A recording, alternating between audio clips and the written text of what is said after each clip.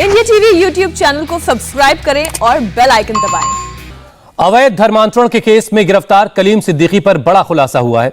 UP ATS के मुताबिक कलीम सिद्दीकी के धर्मांतरण का नेटवर्क उमर गौतम से भी बड़ा है। सूत्रों के मुताबिक जांच में यह बात पता चली कि मौलाना कलीम का ताल्लुक पाकिस्तान से भी है।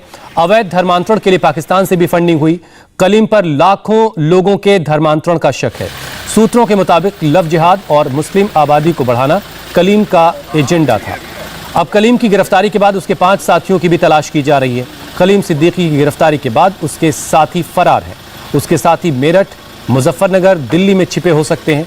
एटीएस की पूछताछ में मौलाना कलीम ने यह बताया कि उमर गौतम की गिरफ्तारी के बाद उसे भी गिरफ्तारी का डर था।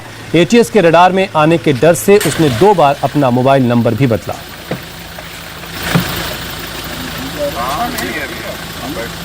तो 2 बार अपना मोबाइल नंबर बदल चुका है एटीएस के रडार से बचने के लिए।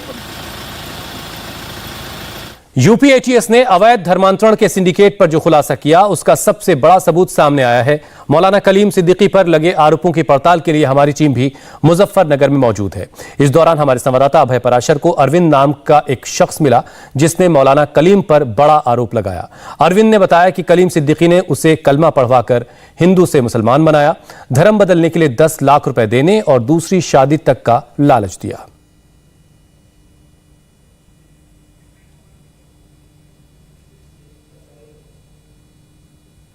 अरविंद, ये बताइए आप क्या काम करते हैं और कैसे आप किन लोगों के संपर्क में आए जिन्होंने आपको हिंदू से मुस्लिम बनाया, पूरी बात बताइए। जी, मैं बचपन से ही देसी जड़ी बूटी का काम जानता हूँ। मेरी दादी से मेरे को ये ज्ञान मिला है। जोर से बोलिए। देसी जड़ी बूटी का काम जानता हूँ मैं, और ये देसी दवाइयों की जानकारी मुझे मेरी दादी ने दी थी। बचपन से ही बहुत ज़्यादा जानकारी है मुझे। मेरी खुड्डे में देसी ही दवाइयों की दुकान थी। खुड्डे में देसी दवाइयों की दुकान थी मेरी। और खालिक उर्फ बुरा और नदीम, ये मेरी दुकान पर दवाई लेने के लिए आए। इन्होंने मेरे से देसी दवाई ली। देसी दवाई लेने के बाद में उसके 1 हफ्ते बाद आए तो मेरे से बोले भाई तुम आप बहुत अच्छी दवाई देते हो, बहुत ही कारगर दवाई है। और उसके बाद में भी फिर यहाँ दवाई लेने के लिए आए। ये करीबन 18-19 महीने पहली बात है। और इन्होंने धीरे धीरे जो है ऐसे ही मेरे पास में आना जाना होगा, यारी दोस्ती बढ़ा ली। यारी दोस्ती बढ़ाने के बाद में मैं यहाँ तक पहुँच गई कि भाई मेरी आर्थिक स्थिति ठीक नहीं है। इसी बात को मद्देनजर रखते हुए इन्होंने दोस्ती होते होते अपने इस्लाम धर्म में लाने की जो उन्होंने मेरे को बहुत कोशिश करी। और ये कहा कि भाई इस्लाम धर्म में आ जाओगे तुम्हारे सारे गुनाह माफ़ हो जाएंगे, तुम्हारा काम भी अच्छा हो जाएगा, और जो है ना तुम्हें हम 10 लाख रुपए भी देंगे, तुम्हारी शादी भी दूसरी करा देंगे। इन्होंने इस तरह की बहुत बातें करी मेरे साथ में, और लगातार ऐसा ही चलता रहा। और इसी जनवरी में जो मौलाना कलीम सिद्दीकी आए थे वहाँ, तो उस टाइम पर ये मेरे को उनके पास में लेकर गए। उन्होंने मेरे को कलमा पढ़ाया। और कलमा पढ़ाने के बाद में ये भी अपने घर चले गए। उन्होंने मेरी बहुत ज़्यादा बात नहीं हुई, थोड़ी देर बात हुई थी कलीम सिद्दीकी जी से। ये अपने घर चले गए। 2-4 दिन बाद में मिले। मैंने पूछा भाई मेरे पैसों का क्या हुआ, पैसे दो। कितने पैसों की बात हुई? 10 लाख रुपए। इन्होंने जब से लेकर आज तक भी मेरे को कोई पैसा नहीं दिया। और जो है ना ऊपर से नई नई कंडीशन रखते रहे, भाई सुन्नत करा ले, अब दिल्ली से तो तुम्हें पैसे ला के देंगे। इन्होंने सबसे शुरू में ये कहा था कि हमारे पास में जो है ना हमारी जानकारी, हमारे ताल्लुकात में दिल्ली से ताल्लुकात बहुत ज़्यादा हैं, और जो दिल्ली से ताल्लुकात हमारे वहीं से पैसे ला के देंगे। नहीं तो इन्होंने अब तक जो है ना कोई पैसा दिया। और जो मेरे घर में जाने के लिए मेरे को पाबंदी लगाने पर लगे। अपने समाज के लोगों में बैठने से मना करने लगे कि भाई तुम अगर वहाँ बैठोगे तो तुम 2 जख्म जाओगे। उससे अलग भी फिर पर्सनल उस पर कहने लगे भाई हम तुम्हें मार देंगे, हमारे ताल्लुकात इतने, हमारा कुछ नहीं बिगड़ने का। इतना लंबा टाइम चलते हुए जो मेरे को महसूस दिया भाई ये तो दिन पर दिन कुछ ना कुछ बहाना बना के जो है परेशान करने वाली बात कर रहे हैं। अरविंद उर्फ अकबर ने धर्मांतरण करवाने वालों के खिलाफ एफआईआर भी दर्ज करवाई है। यहां के हिंदू संगठनों का आरोप है कि मुजफ्फरनगर में कई और मदरसे हैं जहां अवैध धर्मांतरण चल रहा है। आप लोगों को कब ये जानकारी मिली जब आप लोगों ने थाना छपार में आके एफआईआर कुछ कराई कुछ विक्टिम्स की तरफ से? क्या पूरा मामला आपको पता चला? और मोहम्मद कलीम के बारे में क्या कहना चाहेंगे मौलाना? देखिए, अरविंद कश्यप, गांव बढ़ीवाला, थाना छपार का, ये हमारे संपर्क में 3 महीने पहले आया। इसने हमें बताया कि मेरा धर्म परिवर्तन हुआ है और मेरा जो धर्म परिवर्तन कराकर मुझे अकबर नाम दिया गया। और यहाँ एक गांव पड़ता है पास में, खुड्डा गांव, वहाँ के मदरसे में मौलाना कलीम वहाँ पर आए। उन्होंने इसे कलमा पढ़ाया और इसे गौ मांस भी खिलाया गया। और तब इसे कहा गया अब आप पक्के मुसलमान बन गए। इसे पैसों का लालच दिया गया था और वो पैसे भी इसे नहीं दिए गए और इसे शादी कराने का भी लालच दिया गया। उसमें एक चैनल द्वारा भी स्टिंग ऑपरेशन हुआ था। तो हम यहाँ हिंदू जागरण मंच की पूरी टीम आई और थाना छपार में इसका मुकदमा पंजीकृत नहीं हो पा रहा था, तो हमने यहाँ प्रदर्शन किया। प्रदर्शन होने के बाद जिले के आला अधिकारी ने संज्ञान लिया और इसमें मुकदमा पंजीकृत हुआ। लेकिन बड़ी विडम्बना है, 3 महीने मुकदमा पंजीकृत FIR हुए हो चुके हैं, अब तक इसमें जो पीड़ित है उसके 164 के बयान जो होने जरूरी थे वो नहीं हुए। जो IO हैं, यहाँ के इन्वेस्टिगेशन ऑफिसर हैं, वो कहीं ना कहीं हमें लगता है कि इसमें उनसे साज खाए हुए हैं और इस मामले को दबाकर लिपापोती करने का कार्य किया जा रहा है। कलीम सिद्दीकी की गिरफ्तारी और अवैध धर्मांतरण सिंडिकेट के खुलासे पर UP ATS के IG GK गोस्वामी से हमारी ब्यूरो चीफ रुचि कुमार ने बात की है। आपको पूरी बातचीत दिखाते हैं। किस तरह से अवैध धर्मांतरण का गिरोह चल रहा है, कैसे धर्मांतरण हो रहा है। हमारे साथ ATS के IG डॉक्टर GK गोस्वामी हैं। ये जो मौलाना कलीम सिद्दीकी को पकड़ा, तो इनसे जो पूछताछ हुई, क्या क्या पता चला है, कितना लंबा इनका नेटवर्क फैला हुआ है? देखिए, जो अभी हमने जो मौलाना साहब को भी पकड़ा है, उसमें काफ़ी दिन से इनके बारे में सूचना प्राप्त हो रही थी। जो हमारा पहला ये केस चल रहा था, जो 20 जून को लिखा गया था, उमर गौतम जिसमें पकड़े गए थे, उससे इनके तार जुड़े हुए थे। काफ़ी हमें ह्यूमन इंट मिल रहे थे और भी ऐसे फाइनेंशियल ट्रांजैक्शंस मिल रहे थे जो कॉमन थे। तो जब हमने इसमें और एविडेंस कलेक्ट किए तो ये पाया गया और इन्होंने खुद भी विभिन्न मीडिया के माध्यम से URL जो इन्होंने YouTube पे जो अपनी वीडियो अपलोड की हुई हैं, उनको अगर देखा जाए तो इन्होंने खुद क्लेम किया कि उन्होंने 1 लाख से ज़्यादा लोगों को धर्मांतरण कराया गया है। तो इसकी हमने और तथ्यात्मक जांच की। ग्राउंड लेवल पे जब हमने एविडेंस कलेक्ट किए तो पाया कि बहुत बड़ी मात्रा में विदेशों से इनको फंडिंग हुई है। कुछ ऐसी एजेंसी से भी फंडिंग हुई है जिनके टेरर लिंक हैं। ऐसी एजेंसीज कॉमन हैं जिन्होंने उमर गौतम की ट्रस्ट को और इनके जो विभिन्न ट्रस्ट और जो इंस्टीट्यूशंस हैं उनको भी फंडिंग की है। साथ ही साथ जो फंडिंग हुई है उस फंडिंग को इन्होंने ट्रस्ट के रूप में ना खर्च करके उनको व्यक्तिगत अकाउंट्स के रूप में खर्च किया है और उसका किसी प्रकार का कोई लेखा जोखा प्रॉपर नहीं रखा गया, ना ही कोई प्रस्तुत किया, ना उसको कहाँ इन्होंने खर्च किया, ना उसको ये बता पाए।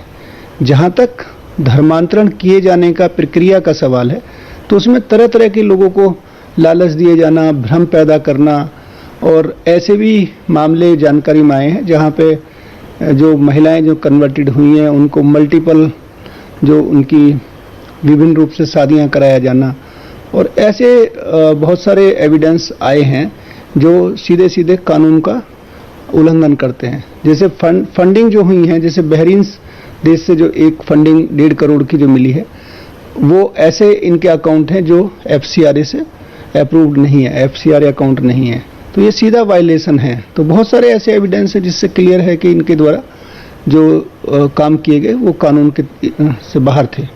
जैसे अभी तक जितनी पूछताछ हुई मौलाना कलीम सिद्दीकी से, तो कैसे धर्मांतरण कराते थे? जैसे आपने बताया कि वो अपने उसमें बोल रहे हैं जो YouTube लिंक है कि 1 लाख लोगों का धर्मांतरण वो करा चुके हैं, तो आखिर क्या बताते थे, किस तरह से धर्मांतरण कराते थे, ये हो या उमर गौतम जिनको पहले गिरफ्तार आपने किया? देखिए, जो हमने लगभग 3 महीने अभी इस केस को बहुत गहराई से देखा है, बहुत सारे लोगों की जांच पड़ताल की है, कागजात देखे हैं, बैंक अकाउंट देखे हैं, उस सब का लबोलुबाब ये है कि ये ऐसे लोगों को टारगेट करते थे जो वनरेबल ग्रुप्स हैं। जैसे उमर गौतम ने जो 1000 से ज़्यादा जो उनके रिकॉर्ड में है उसमें बहुत सारे लोग ऐसे थे, या तो वो महिलाएं थी, लड़कियां, कम उम्र की लड़कियां थी और मूक बधिर लोग थे। मौलाना कलीम सिद्दीकी के अवैध धर्मांतरण सिंडिकेट का सच क्या है? सच की तलाश में हमारी टीम इस वक्त मुजफ्फरनगर के फुलत गांव में मौजूद है। कलीम इसी गांव का रहने वाला है। यहां पर उसका वो मदरसा है जिसे धर्मांतरण सिंडिकेट का सेंटर बताया जा रहा है। गांव में मौलाना के घर पर इस वक्त सन्नाटा पसरा है। हमारी टीम जब पड़ताल के लिए मौलाना कलीम के घर पहुंची तो आसपास के लोगों ने ऐतराज जताया। हालांकि समझाने बुझाने के बाद लोगों ने बात की और मौलाना कलीम की गिरफ्तारी को गलत और धर्मांतरण के आरोपों को झूठा बताया। इस वक्त हम मौजूद हैं मुजफ्फरनगर के फुलत गांव में। कलीम सिद्दीकी का ये गांव है और मौलाना कलीम सिद्दीकी जो है इसी घर के अंदर वो रहते हैं। और जो गिरफ्तारी की गई है उसको लेके उनके आस पड़ोसियों का क्या कहना है, क्योंकि आरोप जो यूपी एटीएस ने लगाए हैं धर्म परिवर्तन को लेके कि वो धर्म परिवर्तन कराया करते थे, लेकिन पड़ोस के लोग जो उन्हें काफी सालों से जानते हैं उनसे बात करते हैं। आपका क्या नाम है? मोहम्मद सऊद। मोहम्मद सऊद, ये बताइए कि मौलाना कलीम सिद्दीकी को आप कब से जानते हैं, कितने समय से वो यहाँ पर रह रहे हैं, क्या जानते हैं उनके बारे में? वो यहीं पे रहते हैं, हमारा पड़ोस में घर है। हम पड़ोसी हैं उनके और हमारी पैदाइश से हम उन्हें देख रहे हैं यहीं पे। और वो मदरसा चलाते हैं। मदरसे में पढ़ाया जाता है बच्चों को? हाँ, बच्चों को तालीम दी जाती है मदरसे में। अच्छा, जो गिरफ्तारी की गई है, जो यूपी एटीएस कह रही है, आप लोगों को क्या जानकारी मिली कि क्यों उन्हें गिरफ्तार किया गया? देखो, ये सरासर गलत हुआ है। उनका कोई भी ऐसा धर्म परिवर्तन का कोई मामला नहीं है। अब धर्म परिवर्तन में आपसे बोल रहा था कि आप जबरदस्ती कैसे आप जबरदस्ती कोई धर्म परिवर्तन करा सकते हैं किसी को? आप जबरदस्ती कुछ कर लो क्या? ये बताइए। और अगर धर्म परिवर्तन वो जबरदस्ती करा दे तो कितनी FIR है उनके खिलाफ, ये बताओ। तो आपको क्यों क्या लगता है कि क्यों फिर पकड़ा गया है उन्हें, अगर ऐसा नहीं है तो? ये तो बीजेपी का सब एजेंडा है, ये बीजेपी कर रही है और कुछ नहीं है। अच्छा, परिवार के लोग अब कहाँ पर हैं? परिवार के लोग कुछ कहना चाहते हैं इस गिरफ्तारी के बारे में, या जैसा आप बता रहे हैं कि अगर गलत गिरफ्तार किया गया है तो परिवार इसमें आगे बात कर रहा है कानून में? अपना काम कर रहे होंगे, अब हमें इसकी जानकारी थोड़ी ही है, कौन क्या कर रही है हम थोड़ा ही बता सकते हैं। आप कब से जानते हैं? आप तो पुराने हैं काफी, आप कब से जानते हैं कलीम सिद्दीकी साहब को? सर, बचपन से जानते हैं, अपने हम होश वाली हमने। जी जी। कि उनका क्या काम क्या है, मतलब पढ़ाते हैं बच्चों को, क्या पढ़ाते हैं? बच्चे उनके मदरसे हैं, उनके यहाँ पर मदरसे में बच्चे पढ़ते हैं। हाँ। बस ये जिम्मेदारी है उनकी। और जब वो मेरठ से आ रहे थे अपने घर, जब उन्हें यूपी एटीएस ने जो गिरफ्तार किया है, उस गिरफ्तारी को लेकर आप क्या कहना चाहते हैं? क्योंकि पुलिस ने तो बाकायदा एक प्रेस कॉन्फ्रेंस करके, बहुत गलत है, कोई सबूत नहीं है उनके पास, सबूत के साथ कोई वो नहीं है, गलत है बिल्कुल। आप लोग इतने टाइम से जाते हैं, दिल्ली से कोई लिंक है? दिल्ली में एक उमर गौतम है, जामिया अबू फजल के रहने वाले, उन्हें पहले पकड़ा गया था, उनका नाम? यहाँ पे तो कभी आए भी नहीं है। नहीं, ये नहीं आए, लेकिन जो प्रेस कॉन्फ्रेंस करी है उसमें कहा है कि एक गिरफ्तारी हुई थी अप्रैल के महीने में जामिया नगर से, उमर गौतम की। वो भी एक अपना कोई ताल्लुक नहीं है ऐसे, कोई ताल्लुक नहीं है उनका, उनसे कोई रिलेक्शन भी नहीं है इनका। अच्छा, काम वैसे क्या काम क्या है? काम इनका मदरसा तालीम का लाइन का काम है। जी, तालीम का काम है इनका, हर जगह मदरसे की तालीम का काम है इनका, और कुछ नहीं है। और जो पुलिस कह रही है उस पर आप लोग क्या समझते हैं, आप क्या कहना चाहते हैं? नहीं, ये तो सब दरअसल इल्जाम है, झूठ है, कुछ नहीं है। कलीम सिद्दीकी के खिलाफ कार्रवाई के बाद पॉलिटिक्स भी शुरू हो चुकी है। यूपी के संभल में समाजवादी पार्टी के सांसद शफीकुर रहमान बर्क ने अवैध धर्मांतरण केस पर एक्शन को हिंदू मुसलमान का एंगल दिया, तो देवबंद उलेमा ने मौलाना कलीम सिद्दीकी को फौरन रिहा करने की मांग की। ये तो गलत किया जा रहा है, देखिए गलत किया है और गलत किया जा रहा है। ये तो बीजेपी गवर्नमेंट सिवाय यानी मुसलमानों को घेरने के, मुसलमानों को नुकसान पहुंचाने के दूसरा कोई काम नहीं है उन्हें। कलीम सिद्दीकी साहब की गिरफ्तारी सरासर गलत है। भाजपा हुकूमत जब से आई है लगातार मुसलमानों पर, दलितों पर, किसानों पर, मजदूरों पर जुल्म कर रही है और जुल्म की इंतहा कर दी है। मैं भाजपा हुकूमत को याद दिलाना चाहता हूं कि आप इस नारे के साथ आए थे, सबका साथ, सबका विकास, सबका विश्वास। भाजपा हुकूमत से ये भी हम दरखास्त करना चाहते हैं कि आप फौरी तौर पर मौलाना को रिहा करें और इस तरह की जो और दूसरी गिरफ्तारियां हुई हैं उनको भी बाइज्जत बरी किया जाए।